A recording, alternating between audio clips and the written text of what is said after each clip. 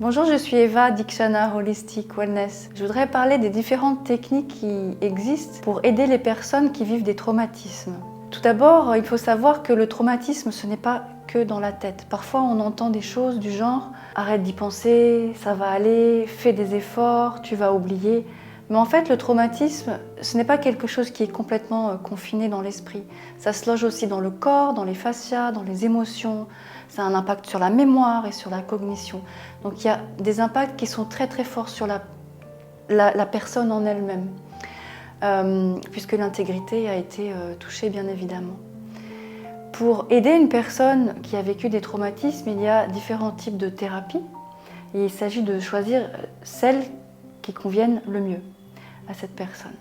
On a des thérapies qu'on appelle descendantes, c'est-à-dire qui partent d'abord du côté rationnel de l'esprit, c'est-à-dire toutes les thérapies de la parole par exemple, mais aussi tout ce qui est journaling, des choses qui vont impliquer l'esprit, la partie rationnelle du cerveau pour essayer d'atteindre tout ce qui est émotionnel et tout ce qui est du traumatisme. Parce qu'il faut savoir que les traumatismes se logent principalement dans la partie limbique du cerveau.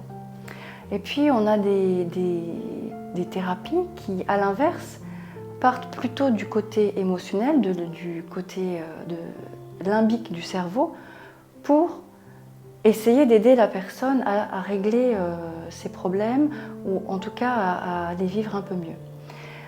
C'est tout ce qui implique le mouvement, le corps, par exemple l'art-thérapie, par exemple le théâtre et bien sûr le yoga. Le yoga, puisque c'est une technique qui est basée sur le corps, la respiration, mais aussi la méditation, elle est très complète et elle permet aux personnes traumatisées d'accéder directement à leurs émotions. Alors parfois il peut y avoir des choses un petit peu difficiles, donc il est important d'aller très doucement avec les personnes traumatisées. Et c'est notamment ce que je fais en tant que yoga thérapeute, avec l'approche qu'on appelle Trauma Sensitive Yoga, où on va inviter les personnes à expérimenter des mouvements.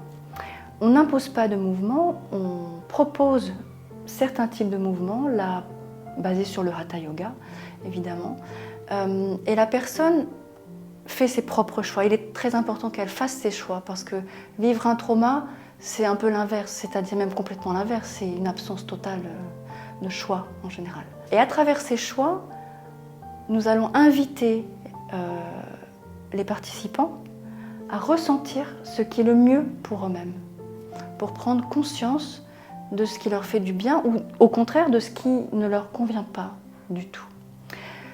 Pour les professeurs de yoga classique, je dirais, si vous avez envie d'en apprendre un petit peu plus sur cette pratique, vous pouvez aussi me contacter. Et je vous remercie de suivre ma chaîne YouTube si vous voulez en savoir plus. Merci.